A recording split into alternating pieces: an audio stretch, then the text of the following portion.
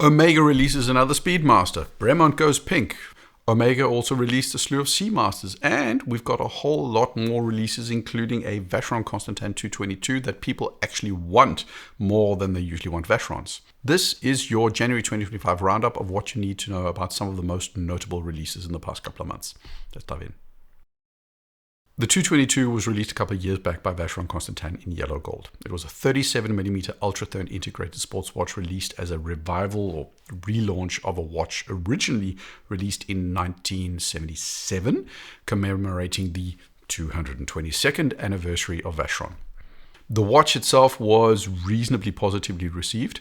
It wasn't a disaster reaction at all like the one that was met with the first 1159s from AP or the Cubitus, but it wasn't a standing ovation either. I'd argue that most people didn't give it as much thought until Brad Pitt was seen wearing one. As with everything watches, just get some famous person who seemingly is wearing a watch of their own free will, and odds are people are going to want the thing. I think he might also have teased the steel version, but I just can't seem to find a post that confirms it. Anyways, unsurprisingly, they released the steel version of this watch this year. It's still 37mm, so you're paying roughly $850 per millimeter. And, people say size doesn't matter, but $850 per millimeter, that's impressive. All the talk that's going on about this watch indicates that it's going to end up selling well above retail and be incredibly desirable, which is honestly a little bit unusual for Vacheron Constantin. They are part of the Holy Trinity, which is a term that is totally made up by a marketing team, but never mind. The point is, the Overseas has, relative to the Royal Oak and the Nautilus, mostly been seen as the booby prize for a lot of people, that can't get the other two watches. I haven't seen this watch in steel, but I've seen the gold one. The steel version, and this isn't Vacheron's fault, it does look, on the surface at least, to have a lot in common with the Tissot PRX. So if you like that watch and you've got 50 times that amount of money in your bank account, then bingo, Vacheron's totally got you covered. I'm obviously doing this watch a little bit of a disservice because when you get close to watches at this level, the level of finishing and design is just way above anything you can get in a PRX. Now, who's this watch for? It's for ridiculously rich people who want the latest cool thing and have possibly already gotten tired of their recently acquired Cubitus. I'd also say, if I was going to be more positive, is that it's for somebody that stylistically is a little bit more 70s and retro-minded than your typical Nautilus and Royal Oak buyer. It's got more edge to it, and it's retained some of that 70s vibe more so than the other two, which were also ostensibly created in the 70s. They're all from the 70s, but this one is just screaming bell-bottom trousers and Saturday Night Fever a whole lot more than the other two. At $32,000, this is a relative bargain compared to the $40,000 Cubitus. If you've ever handled a Patek or a Vacheron, you'll know that a lot more work goes into those watches than go into a PRX. Materials and finishing, quality, attention to detail, human craft is just higher, but it doesn't have 50 times the objective cost to produce of a PRX. That's not the point. Watches, as I've said in former videos, are a sum of 5 things. So manufacturing of the body, manufacturing of the movement, creativity, identity, and craft.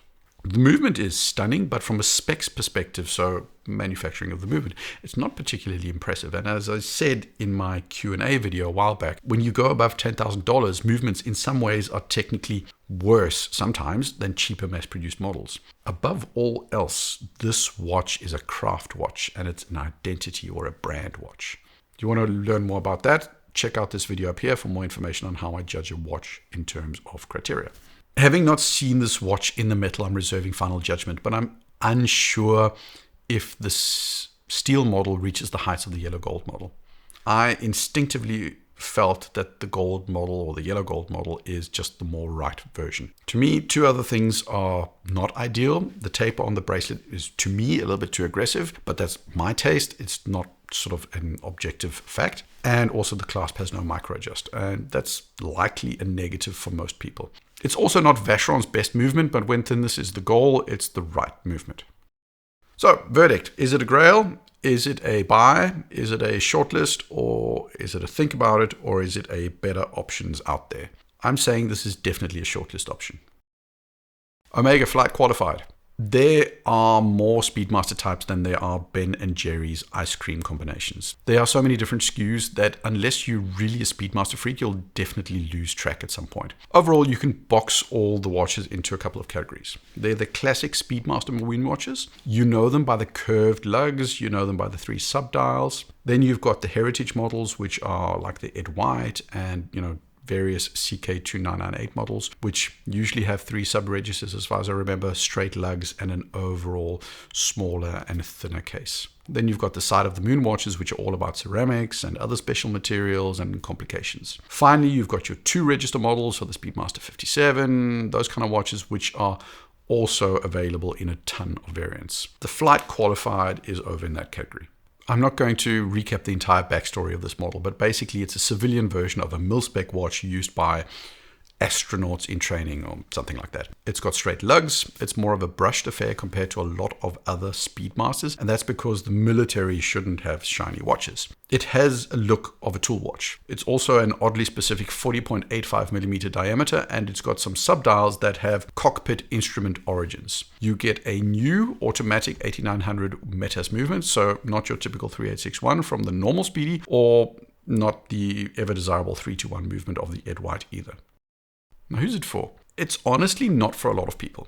I'd go so far as to say that you really have to be, I want to own every single Speedmaster kind of guy to care about this watch. Not that it's ugly or unwearable, I actually kind of like it. But it's about that original definition of those 4 types of Speedmasters. In reality, I think you can actually look at Speedmasters in a different way. We are going to do a graph.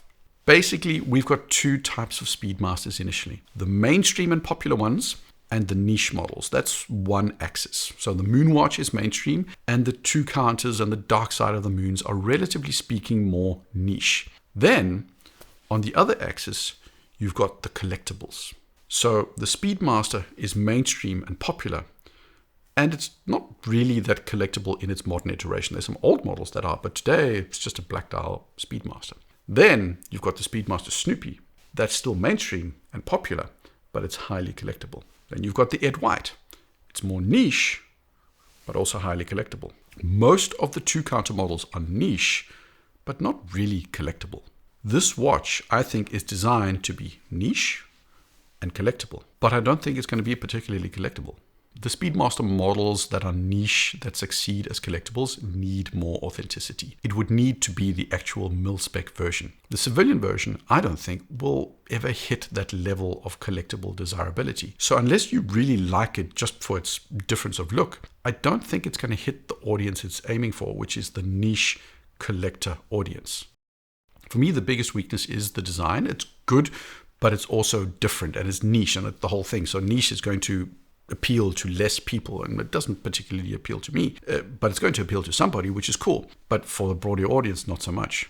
But for me, when I'm looking for something niche, I would go far more for something like an Alaska project or an Ed White or a first Omega in space. This is to me, it's a bit of a Fargo watch. It's kind of funny looking.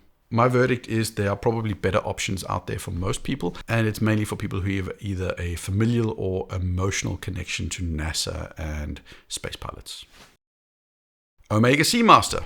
This watch has been out for a couple of months now. It was teased by Daniel Craig, and for what it is, it's simultaneously what everybody was asking for and also completely underwhelming. It's a 42mm, not 40mm Seamaster with no date window. It costs more than the date version, and I don't know why. Omega's pricing has ceased to make sense to me. I'm convinced some random intern is just rolling a dice and throwing a tag on in the display case without looking at what the other models cost. This is a good looking watch for the most part. I dig the Seamaster. It's a top diver for me. And yes, I am a helium escape valve lover. It's completely useless, but it's like the wart on the cheek of an old village grandmother witch doctor lady. She just really wouldn't be the village witch doctor without that wart. Now, who's it for? It's for somebody that really doesn't want a date window. It's that simple. You pay more for the privilege of removing that date window. That, and you get an aluminium bezel, which makes the watch a slightly more toolish proposition compared to the ceramic bezel models. It's more down to earth than a lot of the regular Seamasters, and it's got some of what the older Seamaster models had. As far as I'm concerned, the bracelet is horrendous. I know some people like it. I have it on the No Time to Die. It's inflexible, it's annoying to size, and the buckle and clasp is massively thick. 42mm is good for me, so that's not really a big issue, but I think a lot of people would have preferred a 40mm version. I would say this is a think about it watch. It's a great watch that has a price premium for removing a date that wasn't all that conspicuous to begin with, and a bracelet that isn't particularly good. If it were 40 millimeters and had a better bracelet option, I would say it was a definite buy, but it isn't. So I'd say think about it. Oris have the Propilot line. I've got a review of the Kermit and the Propilot here. It's a really nice watch with a bit of a personality disorder. All of them are titanium, which make them tool watches, but it's also available in a Kermit version and a pastelish blue and a totally illegible gray version, which is terrible for a tool watch. And then it's also got, the funky pink dial and a Miss Piggy, which kind of makes it a special occasion party watch. Kind of like that shiny shirt you only wore when you went to raves back in the 90s. For $3,200, you now get a titanium sports watch with a 34mm screaming pink dial with a gemstone at 12 o'clock and a Miss Piggy who's relegated to the corner, or actually the back, just like Baby. But we all know you don't put Baby or Miss Piggy in the corner, but that's clearly what they did. Who's it for? Well, at 34mm, it's clearly aimed at women. With pink, I suppose it's also aimed at women. And I've got my wife's word for this. I don't understand women, but I'm going to try anyway. And of approximately the 1.6% of my audience that is female, I just have to ask, is this appealing to you? I mean, it's yet another shrink it and pink it model. I think the gemstone's kind of cool, but the pink, is this in any way ringing your bells? I mean, my man brain is thinking no, but tell me in the comments. I really I just don't know. As far as I'm concerned, I believe the biggest weakness is the pink and also that Miss Piggy is on the case back. Kermit got on the front. Why is Miss Piggy relegated to the back? I think there are better options out there. Seriously, I'd say get a Shunbun. IWC, Mark 20, Formula 1, Petronas, AMG, thingamabob. Lume. Who doesn't like lume? I'm pretty sure that Kirk actually needed more lume and not more power. This is your IWC Pilot Mark 20 in titanium. It's still 40mm. It's still got the 120 hour power reserve movement that you find in the regular Mark 20 and the Ingenieur. You don't get a steel bracelet with the Brogioli quick adjustment. Instead, you get a greenish rubber blue bracelet that is color matched to the dial lume, of which there is a lot. That's kind of a thing these days. Fully looming or heavily looming watches is kind of a trend at the moment. It's super light in weight because of the titanium. The Mark 20 itself is an excellent watch. I love it. It's a sports watch that deserves consideration as far as I'm concerned on par with the Oyster Perpetual or an Omega Aquaterra. But this is a niche tool option in titanium with lume. And I'll say it again. The IWC Pilot Mark 20 is one of my favorite watches. And this one is good, but it's not my favorite. This watch is likely being given away for free to all members of the Formula 1 team that IWC sponsors. It's probably also an IWC gift to patrons and close business associates connected to Formula 1. None of those people are going to pay for that watch, but it's going to get talked about, it's going to be photographed around the paddock, and it exists mainly to get IWC mentioned in the style and fashion and watch press, so people go to their website and buy something else. Now, if you're into Formula 1 or you live a large part of your life in a cave and you really need lume, then this is a super, super cool alternative. It's also going to be excellent for people that want the IWC Pilot Mark 20 but feel the regular models are too shiny and too premium looking. It's just a more rugged version of that design, which I think will speak to a certain more niche buyer. I don't think there are a lot of these customers, but they do exist, and it's cool that IWC caters to them. But in fairness, I do feel it is mostly a marketing watch to get talked about in connection with Formula 1. As far as I'm concerned, there are better options out there for most people, and specifically, I would say get the regular IWC Pilot Mark 20 with a black, white, or sunray dial. If you've got multiple watches, then this could definitely go in as an alternate. Then it would be good. But the regular Mark 20 is more versatile, and it's got an amazing bracelet. That's going to be the better option for most people. Longines Ultra Chron Carbon. People sometimes forget what a powerhouse Longines are. They're not as dominant as they once were, but they still sell a couple of million watches a year and are Swatch Group's value brand, competing more or less with the likes of Tudor. Their main offerings are the Hydro Conquests, the Conquests, and the Spirit models. Those are the bread and butter models for Longines. They are value-priced, well-spec'd mass-market models with premium features and contemporary designs. On the other side, Longines have their heritage models, which consist of the Legend Diver, the Magitech, and the Ultrachron. These are the models that lean more heavily into the back catalog, just like Zenith does with their different A models like the A384, and like Tag does with the Glassbox models. This new Ultrachron is, as far as I'm concerned, super cool. It's carbon, which is a first for Longines. It's got a non-standard case. It's got a very 70s vibe, and it has a Longines unique 5 Hz movement. It's pricey for Longines at around $6,000. It's not necessarily that expensive for pretty good movement and also for carbon. So cool. It's also got a lug-to-lug of 49 millimeters and it's 14 millimeters thick, so it's a big boy. Carbon ceramic black isn't for everybody. This applies to an FXD ceramic, it applies to a PRX carbon, and it applies to this watch. Black and dark gray watches wear differently. They're harder to style. They don't necessarily fit well into every wardrobe simply because they're so stark in their designs. The Ultrachron isn't going to be the hardest because it doesn't have any accent colors at all, but it is still a dark watch. This watch, I think, is likely for a collector and likely for someone who already has a few watches. The odds of this being the first watch bought are likely low, as this just is much more of a rotation type of watch. I probably shouldn't make assumptions about what kind of buyer this could appeal to, but I do see a larger individual with tattoos because I think the starkness and the power, it's going to stand out really powerfully in the way that arm tattoos do as well. So I think it would work really, really well.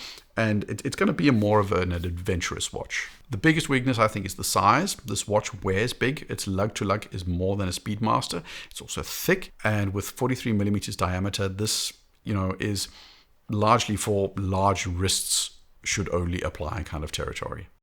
If you're in the market for a statement stark second, third, or fifth watch, then this is a shortlist model.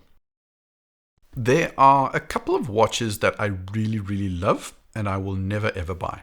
The Zenith Defy Extreme line is at probably the top of that list. The first time I tried the Zenith Defy Extreme, I was completely captivated by the 100th or 1000th of a second chronograph movement. This watch has got 2 escapements, one for time and one for the chrono. When you run the chronograph function, the movement that it makes is just so distinctive. It's just ridiculously cool and it's ridiculously smooth.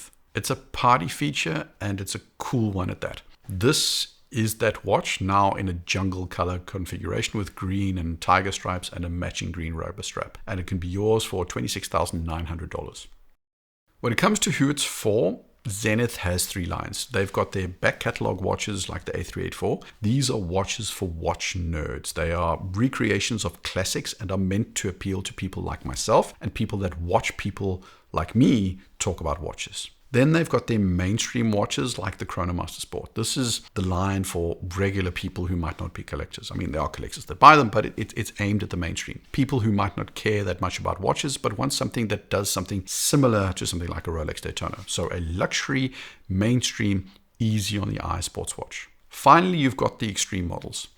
These are what I call the baller watches. These are the Zenith Hublots. They are big, they are eye-catching, they are typically entirely overstated and in your face. So you either have small wrists and want something prominent on your wrist, or you have wrists like tree trunks and want something to match. It's not a $26,900 Invicta, but it does achieve some of the same effect. This watch is going to go better with a Dodge Charger or a Lamborghini more than a Ferrari and an Alfa Romeo.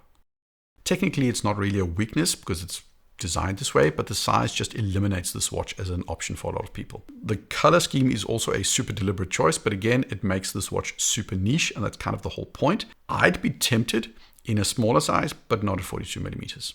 I'd shortlist it. It's a fun watch. I would likely go for one of the more muted dial designs in the Defy Extreme line, but this thing does more than a Hublot and is much better put together. I'd never buy the thing, but I really dig it. Those were some of the most noteworthy watch releases in recent months. 2025 is starting off strong. There are no grails yet, but still there are some interesting options. Have any of you bought either of these watches? If so, why? What made you choose that watch? Let me know in the comments. Like, subscribe. Cheers.